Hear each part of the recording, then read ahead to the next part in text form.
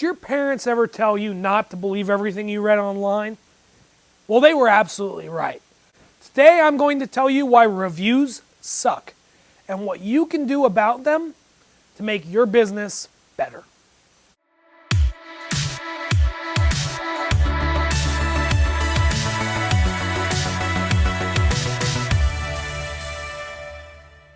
The first thing we're going to talk about is fake reviews. Although Amazon has really started to crack down on fake reviews, other sites have not been as strict, and some of the fake reviews from before the crackdown remain online. Not only do these fake reviews exist, but Amazon and other sites allow what is known as an unverified review. This means that somebody who never bought your product can review it. Some sellers exploit these reviews in order to get good reviews early on in their product life cycle. In order to combat these fake reviews, it is important to prioritize verified reviews over all else.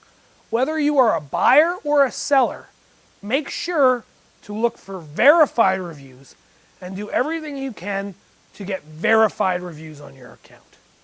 These reviews are much more important and much more meaningful than unverified reviews. The next type of bad review that we are going to be looking at is the one and done.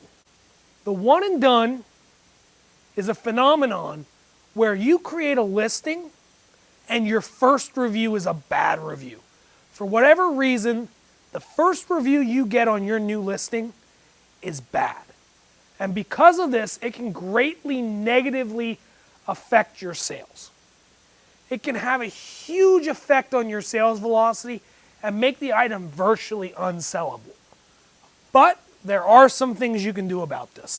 The first thing you can do is you can respond to the negative review.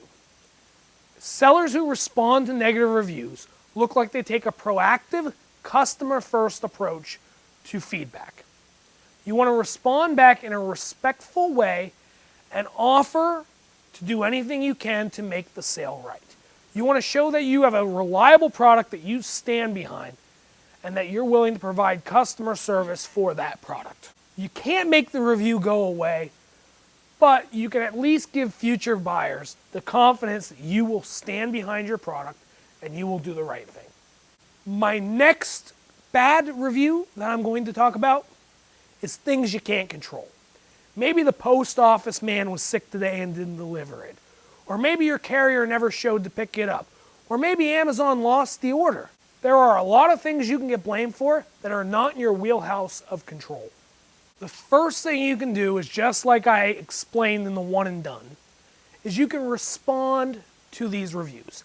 Even though you don't have anything to do with the shipping or anything to do with Amazon's fulfillment or anything to do with something being damaged by a careless postal worker, you can still treat a customer with respect, give good customer care, and win that buyer over. You can show that you are willing to respond and take action. Another thing you can do is make sure that everything you can control, you are controlling. That means make sure you use the right amount of bubble wrap. Just assume that your products are going to be mishandled. Assume the worst. Take every action you can to prevent the preventable, and don't sweat the rest. The final thing I'm going to talk about is delivery confirmation and signature required, as well as insurance. It is important, if you really want to make sure that an item is delivered, such as a high-valued item or something that is time-sensitive, that you spend the extra money and get a confirmation of delivery or even insure the item. This extra step can really go a long way in mitigating your risk. The next type of bad review we're going to talk about is selective literacy. Some people don't read every word you write. They don't look at every picture you take, and then they leave a review. One of the craziest ones I've ever gotten was somebody bought a 2-prong extension cord and then left a review saying, not a 3-prong cord, it's a scam. This was completely inaccurate. The listing said multiple times that it was a 2-prong cord, and the photos showed that, but the person did not see that. What I recommend to deal with these kind of reviews is to prevent them from happening by using the power of repetition. You want to make sure that if there's a key detail about an item, it is everywhere that it can be. This means putting it in your title, putting it multiple times in your description, taking close-up photos of that particular detail that you want to draw attention to. You can never say something too much, especially if it's an important detail. The last type of review that we're going to talk about is mistakes.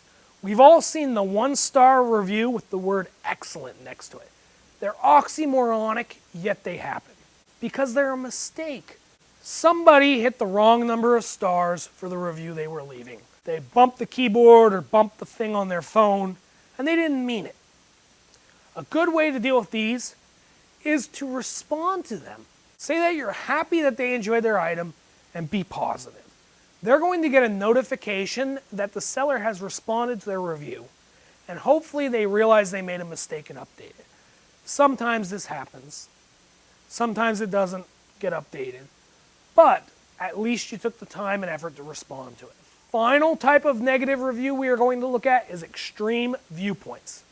There are two types of people that leave reviews: extremely happy customers and extremely upset customers. As a seller, the best thing you can do is to read through both your highly positive and highly negative comments to learn what you are doing both well and not so well.